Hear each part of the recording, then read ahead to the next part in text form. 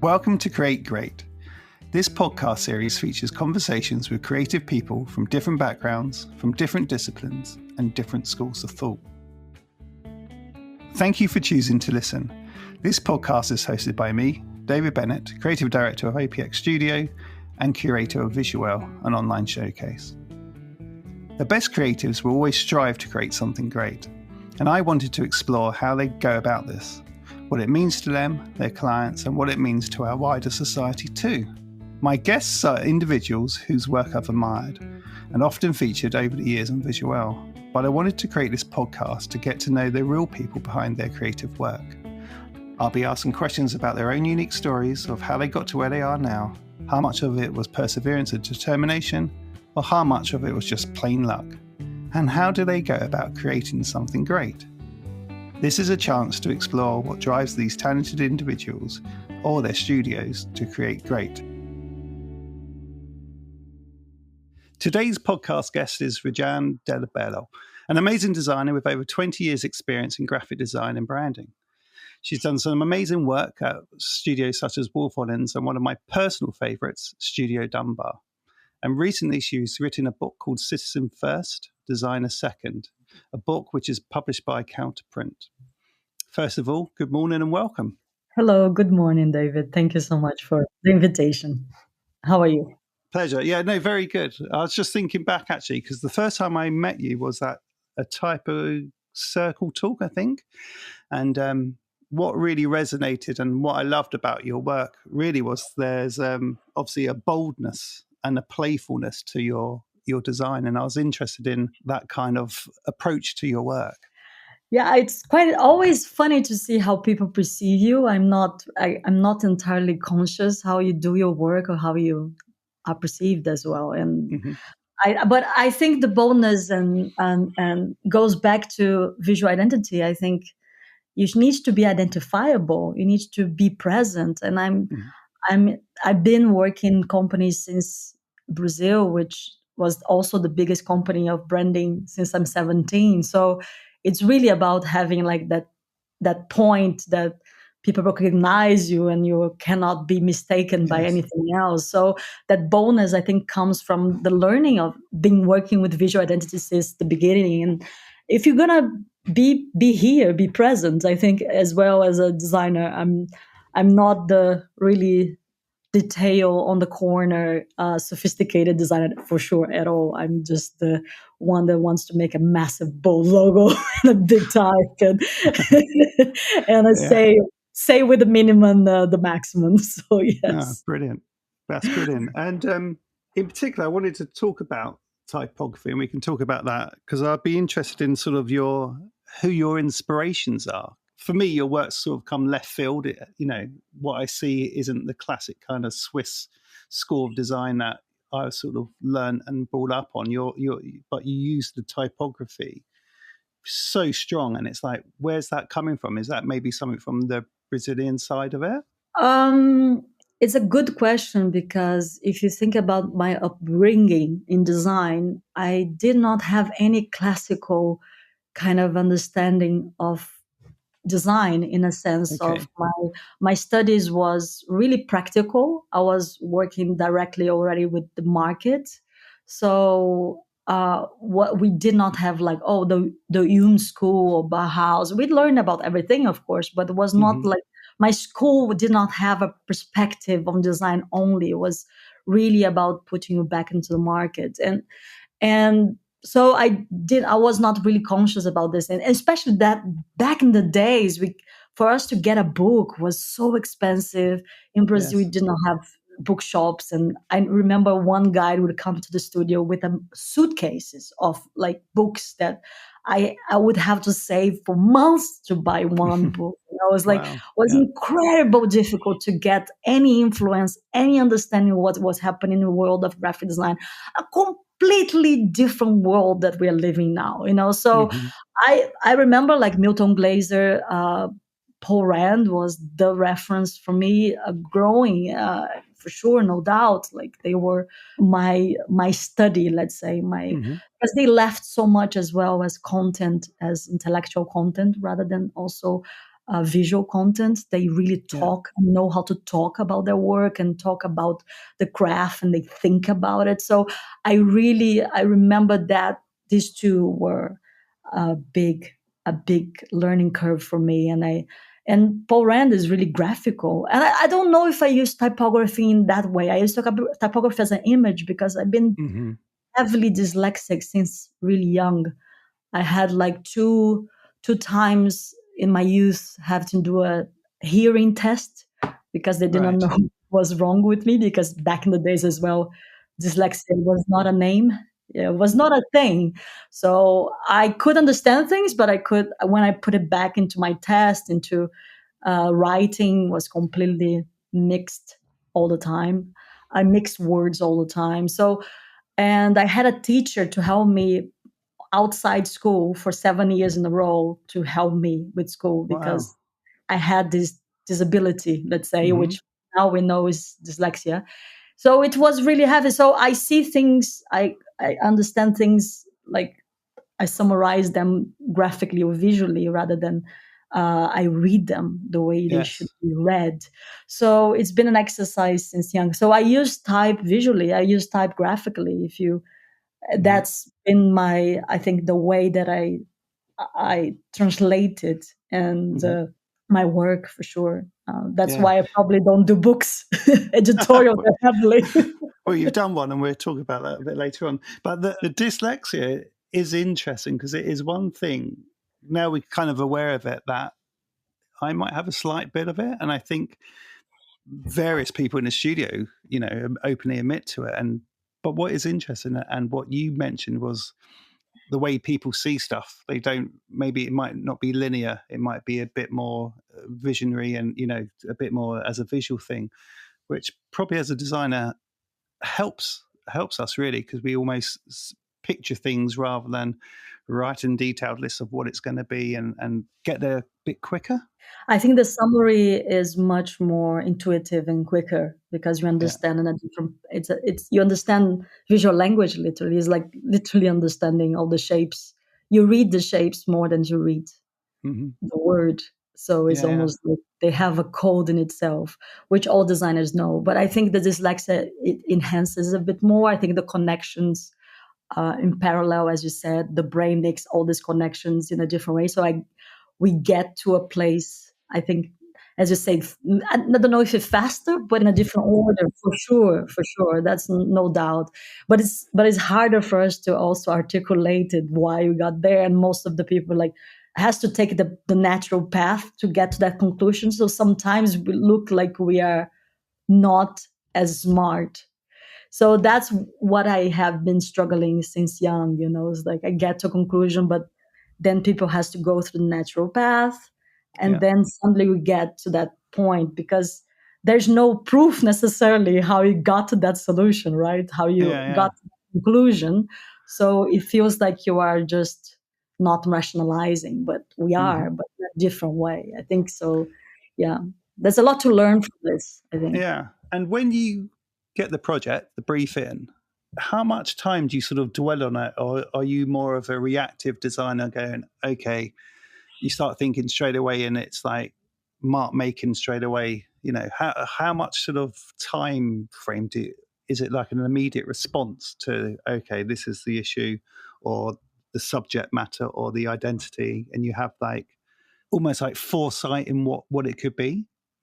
Depends on the project, for sure. Depends on the brief, but most of the time I don't dwell much being in my head because I know that whatever stays in my head, it's completely different when it comes out of it visually. So whatever an idea I have, I want to translate it just to see if that has really legs to go on. So I'm a really heavy sketcher, really heavy. Oh, great. I believe in translating what you think because our work is visually. So the translation between, and I have in my book also rationale tells, emotion guides, is like you have to think, but you have to put it back for you to actually understand what you're doing. So that's the two sides that I really keeps me understand if things are good or not, or the ideas is good or not, and comparing, and then having that kind of a pool of Hmm. comparison, to choose and to, okay, this makes sense, and then I continue refining. But I have sketchbooks, crazy sketchbooks, and I Oh, think I went to therapy because of creative process, because it was so heavy for me. It's been, wow. yeah, I really like, I don't know what to do. I don't know if I can grow up being creative because it's so heavy, so intense. Yeah, yeah. What I do with all the guests is almost jump back. So we've sort of gone forward. We're going to jump back actually and talk about almost your beginnings and your origin into design, or even when creativity entered your life and you thought, "Oh, this is it. This is what I want to do from a young age or a teenage or in your 20s or whatever it was." It'd just be nice to hear how you actually got obviously to where you are. What was that initial spark or that bit of influence? It's so funny because I was supposed to be a dentist, and my family, Okay. 100%. Okay. Well, I thought at 15, I was 100% thinking I was going to be a dentist. But my father is a doctor, my mother is a dentist. I have two older brothers. One is a doctor and another one is a dentist. So my natural path would be one of those. But something happened. I was an exchange student. I went to be exchange student in the United States when I was 15. And there, the system of school is really different than Brazil's. They have the same class every day, and one of the classes was art. And it was the first time in my life in 1 year. I spent 1 year every day doing something related to art. I did calligraphy there. I did so many things. And I Hmm. always did art in Brazil, and my parents could not have the eye to say I'm good or not. They were like, "Oh, this is okay." But there, the end of that year, I won the best of the show in the school, and they had like a Oh, well done. award ceremony or whatever, and I was announced in the school kind of morning announcements, and I was like, what? I could not believe in the media world that I was good at that. I was just enjoying myself. And that was the first Hmm. time that I'm like, wow, I Yeah. should pay attention to it. And when I came back from my exchange program, that was the time that I was doing dance as well. That was another part of my life. And one of my colleagues was a designer, and she told me, "Can I see the things that you did at art school there?" And then she came to me and she saw my work. She said, "You should be a graphic designer." Like, I wanna, and I was like, "What is a graphic designer?" Now, that was she was the one who introduced me to graphic design. Until then, I thought, "Oh, maybe I will be an artist. I do art school," but graphic design and that specific world was not open to Hmm. that time to anybody, actually. uh, Most of the graphic designers in Brazil that time was architects, because there was not a lot of schools yet, and so it was a really concept that was not knowledgeable like it is now. Like design, we talk about design about anything right now. Yeah. Yeah. Was that introduction, and then I decided to do my entrance test. I did a course before, and then the first day of the course, I was like, yes, that's it. That's what I want to do. Yeah, and then that was it. Brilliant. That's history. And at Brilliant. 17, I started my art Yeah. school. Yeah. Wow. But at least you did a career beginning with a D, so you got a dentist, doctor, and a designer. So that No, you didn't but deviate to something that's else, the only thing we have in which is common. good. That's for sure. And that's, yeah, for sure. Yeah. Brilliant. Obviously, you've worked at some amazing studios, and in particular, on your site, and I put it on the visual when we released this, was the Amsterdam Symphony posters. They're just amazing. For me, when I saw those, I was like, oh wow, these are interesting. And then finding out you could self did it, and then actually you set up your own practice. I was interested in the process behind those, how you got to that kind of final visualization, and then what was that catalyst for you to go, actually, I'm going to set up my own studio. The concept there is the music is so high pitched. So it's a violin that, if you see the class, it's contemporary classical music, let's say, and then if you hear the sound, Yeah. it was like so. Then was the first time. So there's a story behind this brand as well, but I tell later. It was the first time, and I wanted to cut the poster because I thought this is such a hard sound. That's the only thing I want to do is cut everything, Yeah. because feels the violin is so hard that would the poster also would the sound would cut through. And it was the first time we cut the logo as well on top. And I remember Michel Debout, which was the creative director at Studio Dumbar at that time. He spent 1 hour and a half with the director just to talk about me like wanting to scratch a bit of the logo on top, because it was the first time we were like taking a step further. And it's so funny about this project, because it's the best project at Studio Dumbar. Every designer wants to do it. It started with Oliver Hilfleisch, and then he did the first full kind of a season. And then I took it and I did 2 seasons, which was amazing privilege. So 12 poster, I think 6 poster or 12, I don't remember precisely, per year. And then every time each designer pushed a little bit further. So now if you see it, like it's unbelievable, like how much freedom we can take in that posters. And I think if you see the designers now at Studio Dumbar doing it, I find it so beautiful. And if you look at our poster now, it's like, oh, our poster is like so subtle. Yeah, but we took an hour and a half for the creative director to talk about one little thing. Now it's like this conversation is not on the table, because things progress. You know, if you're taking like a project so long within the studio, you progress with it, which is beautiful to see it and be part of the story. It's really lovely. Yeah, it's my favorite post as well, for sure. Yeah, no, I love it. It definitely has that. Like, okay, it's a bit bold and a bit brave to do that, and interesting. This, hearing that story because of how you got to that decision, and I love that. Trying to convince probably the head of music that or brand at the symphony that it's okay to touch the logo. They love the concept. They had no problem with the concept, but it was like the little thing there that was the big problem. So it's funny. It's the brand police, as we know and love. Don't touch anything near it. So part of the thing is also to find out what's the best part of a project, what's the worst part of a project, and there must have been something in your career that, a mishap or something that's happened that you go, uh-oh. It'd just be good to hear if there's anything that's sort of happened to you in the past or even recently. That's juicy. Oh, we need it. Wow, I have a lot of reality of graphic design. Don't worry. I've been long enough to have a lot. But the best part for me is the creative process, and also the worst part is the creative process. I think that's when I get my worst and my best, because you have to go through that darkness, let's say, to get through something that you are proud of, and it's always really tough. I thought growing older would be easier, but I understand why a lot of my friends go to the client side because it's like, I cannot handle this anymore. It's too much. It is. It's really emotional, I think, and it's really draining. So, that's for me the two sides. And what happened? Bad things happen. Yeah, of course. Like, we deal with people in the end of the day. It's not about design. We're dealing with, especially branding and visual identity.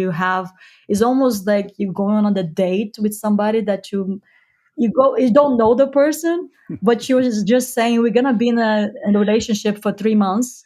We don't know if we're a good fit. We think we are. It's like the first date that everything's roses, but then the third and fourth, we're like, oh gosh, we should not have signed this contract. It's like, so this happens sometimes.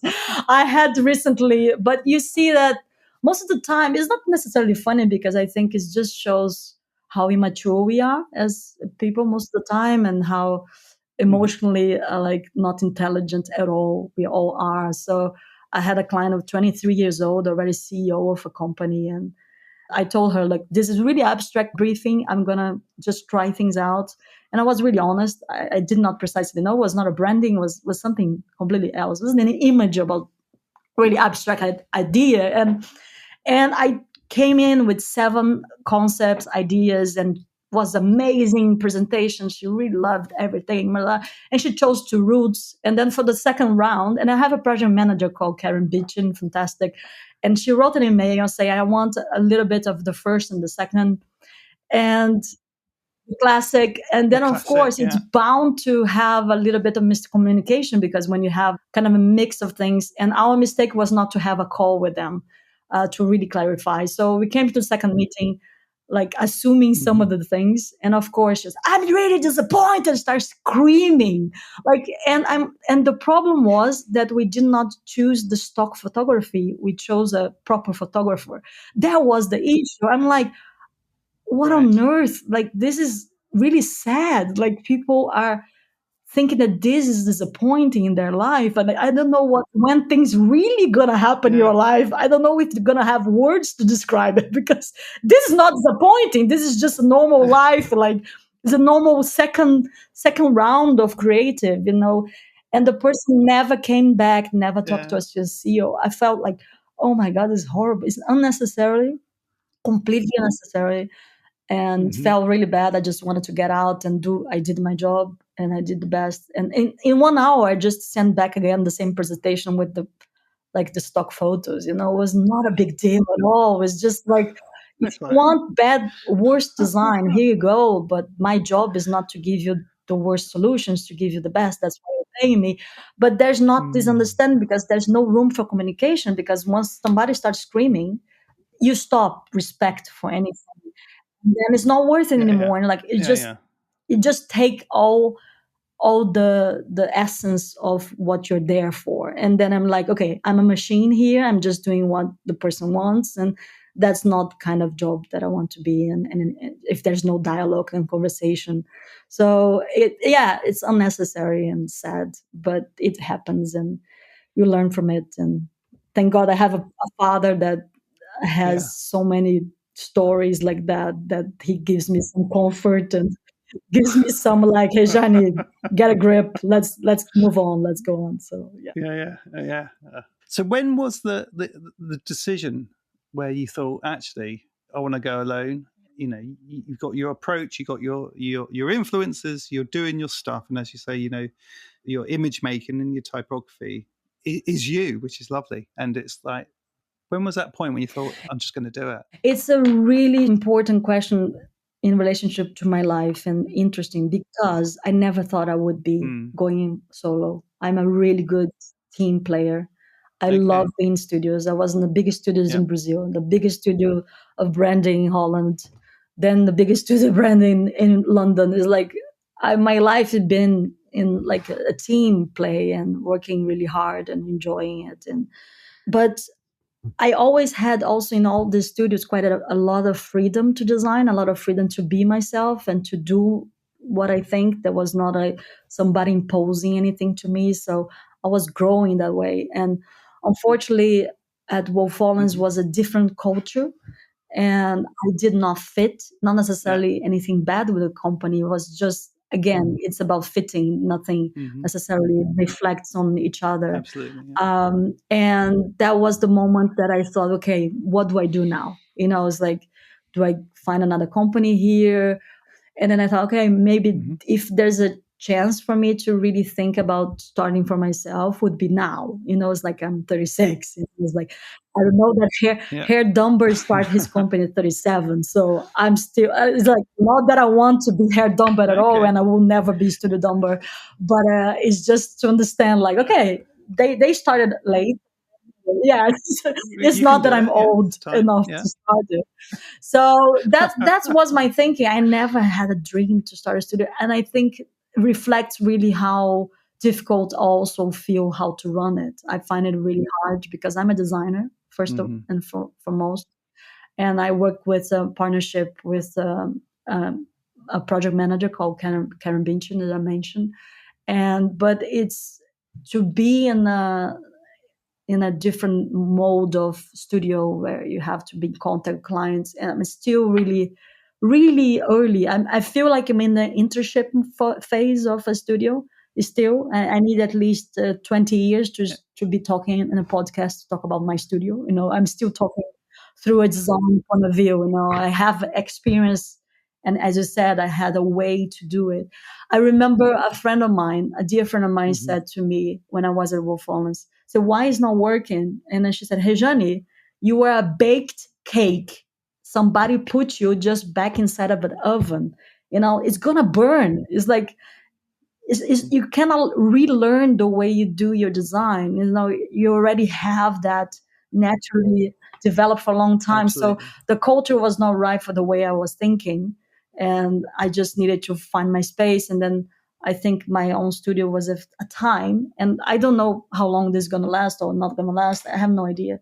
But for me, I deal with phases of life, and this phase is for me to regain my own sense of space again, and see how Yes. far can I go with it, and see what comes next as well.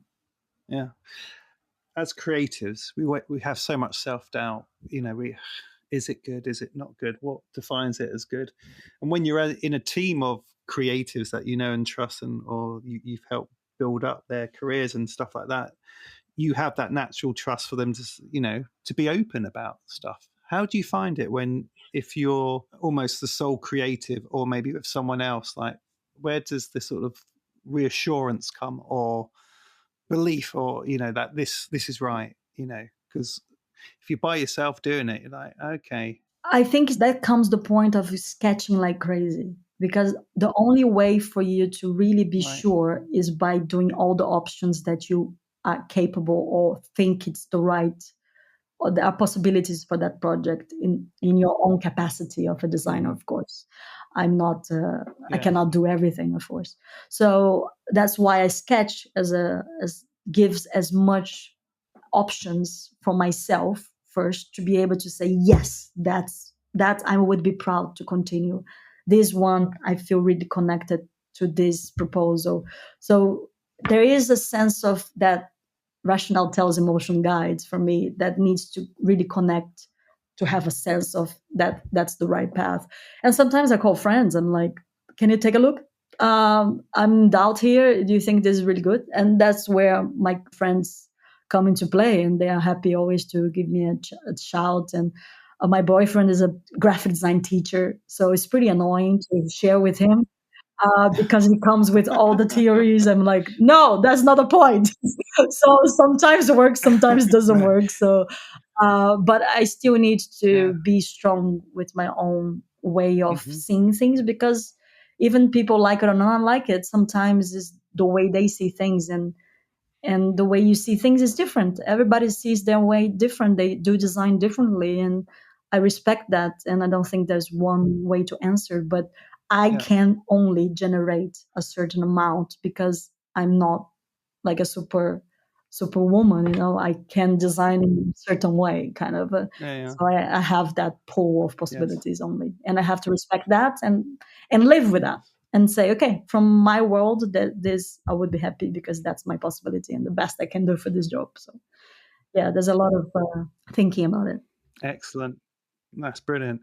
So we're going to sort of just break up a little bit with the quick fire round, All right. which I'm going to ask you two things. Just give your answer. Don't think about it, overthink it. Just gut reaction. The first one is form or function. Form or function? Form that gives function. Okay. All right then. All right. Helvetica or Bodoni? Helvetica. And we're talking about music here. Physical music or digital? Physical. Yeah, can't beat it. I've got the quote up here about your digital is for porn, print is for sex. So I was going to ask you digital or print, but I think that might have answered it. I don't know. No, Digital it's or not print? true. It's not true. This quote has been really misunderstood. It's Yeah, you have okay. to read it. You have to read it. It's a nice story, because I was invited to give a lecture about the importance of print. And I was, what I'm going to talk about it. It was like, we are in a massive digital era. And of course, I do print as well. So it was a way to start a conversation, to make kind of a people to think about it, like the difference. But of course, there's room for both. That's the point. Like, there's not like I'm having a flag only for print. No, it's like we have to evolve, and it's so exciting to have digital stuff as well. But the way we consume digital is so different the way we consume print, and that's what I think I wanted to first reflect. The way we digitalize and the news of Instagram and how much we put importance to all the likes, but it's just a second and people the next and a pool of millions of things. So it's really about honing that, okay, what's the truth and what the time we're working in and to really have that balance of thought of the two kind of worlds. But it's not about, oh, that I'm in print, and it's, yeah. So at OPX, we've got this create great mantra, and that really was born out of being at home like this, with a design team and stuff like that, thinking, is the work still good enough? Because you're not in that studio kind of, all there bouncing ideas off each other, seeing stuff. You're kind of working in silos.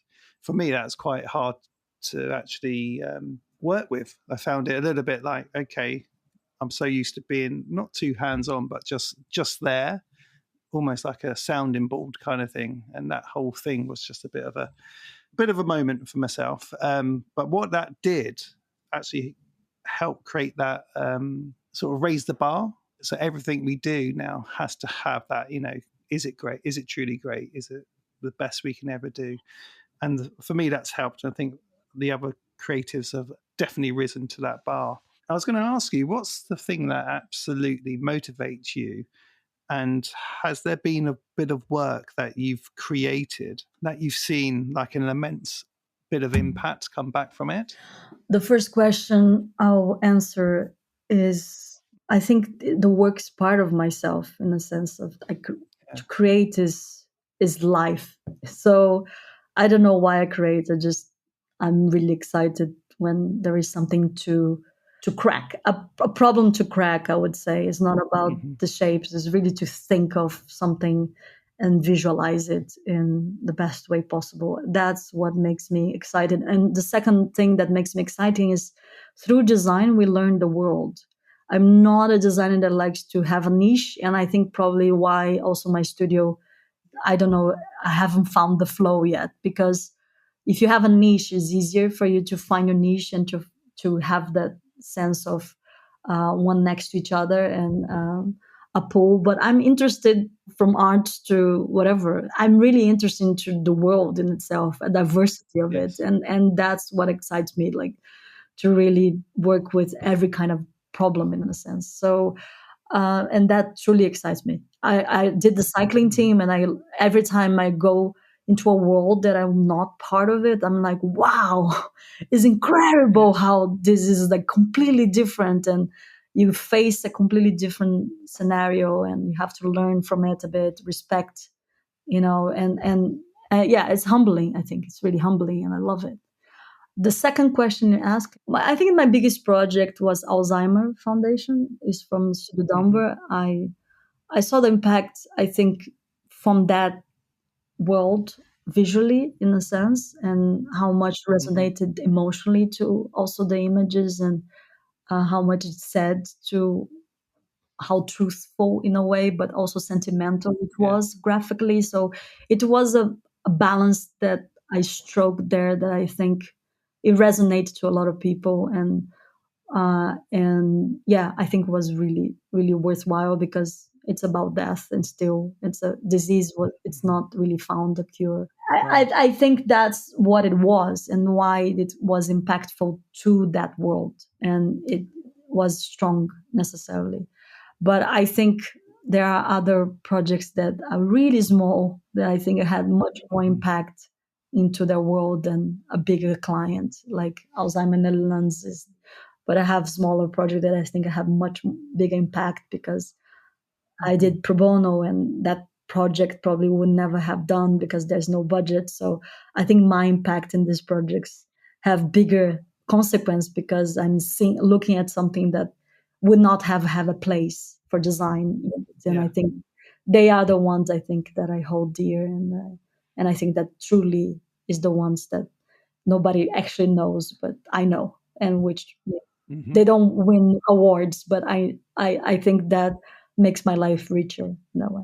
I remember at the Typist Circle, the Dr. Giraffe books. Yes. I always remember those, because that was visually amazing, but I think that they had a lovely story about it as well. Yeah. And was that a pro bono piece, or was that just something that was close to you? Yeah, self-initiated one, and everybody who worked on it, the writer as well, and the doctor who gives me the basis of all the diseases. So it's really close to my life and my family as well, because I found a place where if somebody is sick, you see books like generic books around that talking about cold, but there's not a series. Like, what's the series about, like, problems that parents have, and they can have that comfort to tell a story to their child, but without being technical. Because I saw the technical side, which was my father talking about things and really being having to have a disconnection, and really being practical and serious about what's going to happen. But how does the parent, really anxious and really sad as well, to tell that story back to the child? And I think there was a hole there. That's what design does. We communicate, we fill that gap and help then the parents tell the story, for hard and for easier diseases. And I did 3 of them. I did chicken pox, then I did a clave palate and lip, and also I did for leukemia. My plan is to do the asthma this year, but because of COVID and all the problems, I could not continue the project. It's a pro bono. Everything is me being financed by my own self. So it's something really slow, but in the background. And I sell on the Amazon, Kindle and print. So it's great. possible to get the 3 of them in English now. Besides, I published in 4 languages, but because I have to invest, it takes a really long time. But yeah, it's really dear to me, this project, for sure. And I want to continue working with other diseases and make the whole collection, as much as I can, with child obesity. I don't know, whatever children's disease is important for the parents, to help them to get them to understand that without being like so aggressive, let's say, medically, words, and help images also to tell the story, and somebody else is going through this as well, etc. It's educational as well, I think, also for other people to be empathetic about somebody else's problems. It's like, I think it doesn't really need to be just for the people who has the problem, but it needs to be overall. Like, if your friend has leukemia, then you should be knowing as well, and get understanding a little bit about it, and take the stigmatization, and learn from others. Yeah, no, they're a great series of books, and that's quite a nice leap onto the Citizen First, Designer Second. Where did that come from? What inspired you to do it? Was it something like a burning ambition, or just something that you really thought was super important? And maybe tell people about what the sort of idea behind it is. I never dreamt about this life that I'm living. I never dreamt I'm going to go to Holland, work as student. I never dreamt I'm going to go to the United States. I let things unfold, and this was one of the things that unfolded, because, like, I've been giving lectures and teaching since I'm 27. So I gave, and a lot of the lectures, there were themes, like the one printing, and I have, and I always come with a kind of, okay, if I have to talk about that, I have to think about it. If people ask me questions, I have to have an opinion. So I had that, and I really cataloged everything. So I had a catalog of a lot of things about design, and suddenly one day I was talking with a friend, and she said, "Why you talk so well about this? And why don't you write a book?" I said, "Write a book? I'm dyslexic. How can I write a book? This is ridiculous." She said, "Write how you talk. I mean, you give lectures, so people must understand you." It's like, it's not the problem there. The problem is writing. So write how you say it, and then get somebody to rewrite it, like, properly, grammatically. And I went through and I saw, wow, I have actually 23 topics. A lot of the topics, there were topics that I don't see around necessarily, maybe from my perspective, or perspective of a woman, or perspective, whatever perspective it is. And I thought, okay, this is interesting. I gave to 3 friends of mine, which completely different. One designer, another one advertiser, another one is a sociologist. So I wanted to see if resonated completely, if was bullshit, or if was not adding, I would not share with anybody. I just was an exercise. And 3 of them said, yeah, go for it. I think it's Oh, great. And then I went to talk to people around and publishing. And I remember sending to Counterprint because they don't print books, written books.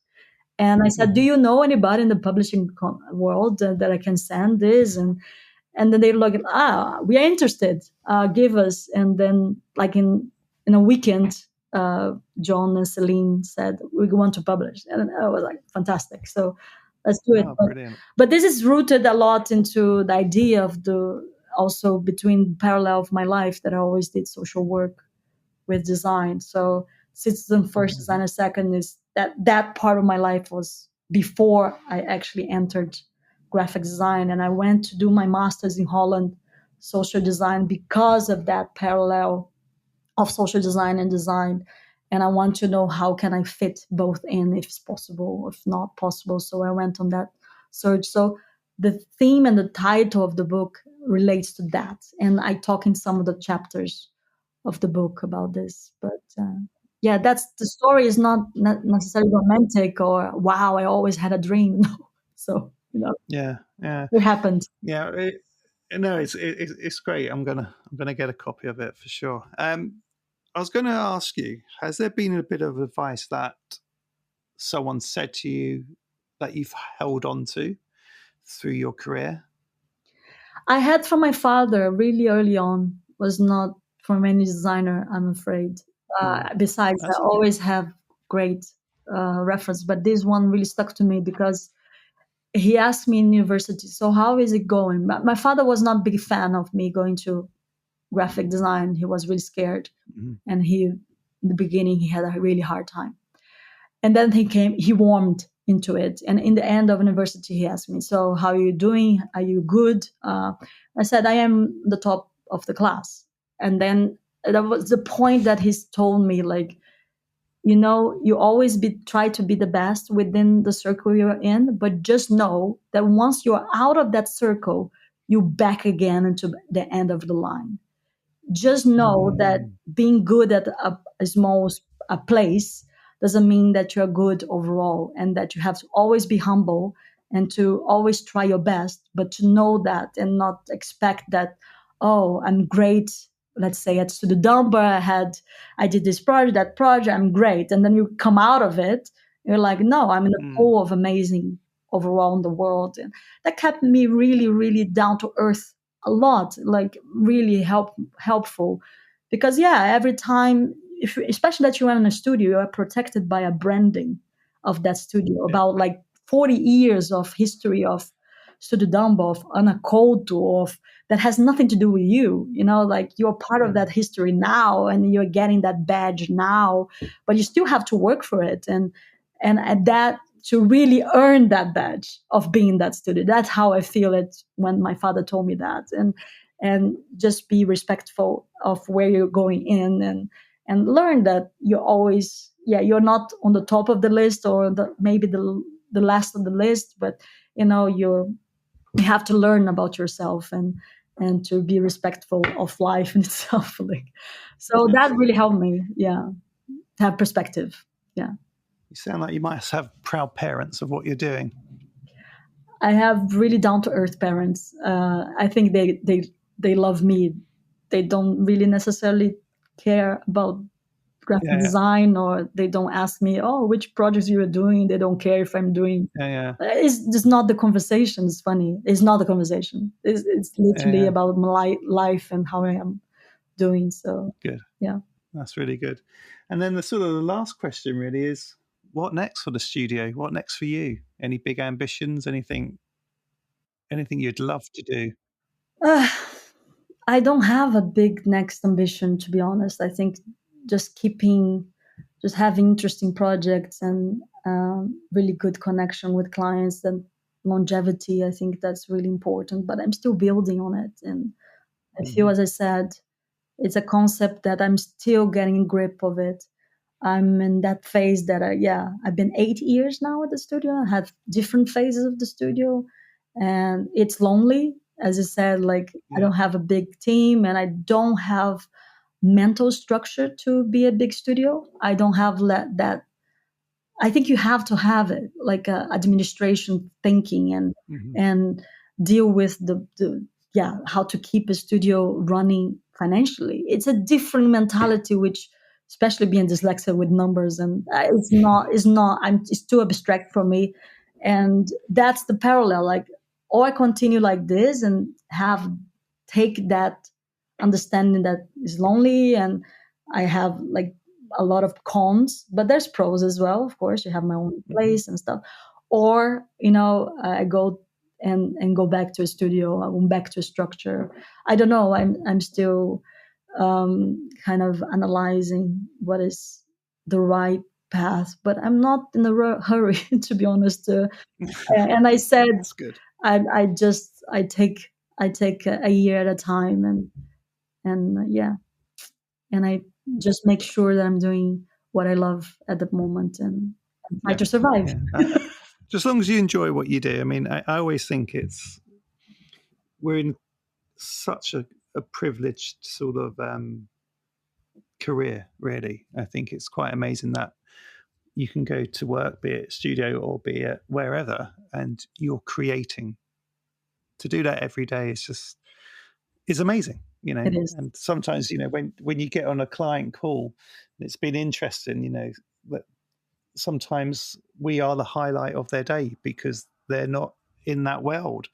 So when we show stuff to be, abstract or whatever, 9 times out of 10 they get excited by it because of the possibilities, because they don't see it every day, and you're like, yeah, we're surrounded by it, but they're not. So that for me has always been a really interesting and something to look forward to when you present, not to be slightly scared or obviously we might have nerves and stuff, but this world is not what they're used to, and we're letting them in to answer their sort of question. So yeah, I think we're super lucky. We imagine things, isn't it? That's not there. It's really special. It's like, I don't know what the project's gonna be. Let me imagine first, and then we talk, and then we're getting paid before, kind of a fee. That's something that we have no idea if you're going to be able to really imagine something interesting. It's really bonkers, to be honest. Yeah. It's really special. Yeah. As long as I keep sustainable. Yeah. I think the biggest part is the sustainability, how you keep that creativity, but it's still sustainable. That is physically and financially viable. And that's the two sides that really clashes and to learn, and which is something to look forward to the next 10 years to crack. Absolutely. And you will. Look, it's been a pleasure, and I thank you ever so much. It's one, you're up there as the one that the highlights and stuff. I think, the whole point of this first series was to talk to people I really admire, and I think everyone I've spoken to, for me, it's been brilliant, because it is not about, maybe talk to this person. It's like, I want to do my pinnacle, the ones I want to talk to, then I'll go on and stuff. So it's been brilliant to finally speak to you, and thanks so much for your time and everything. Thank you so much. I really appreciate it. So really humble. Thank you so much. Thanks for listening. I hope you enjoyed the episode, and I look forward to you coming back for the next one. If you'd like to find out more about OPX and how we create great, then check out opx.studio. And if you'd like some daily inspiration in your life, then do visit visuel.co.uk. And if you enjoyed this episode, head over to Spotify and give us a follow.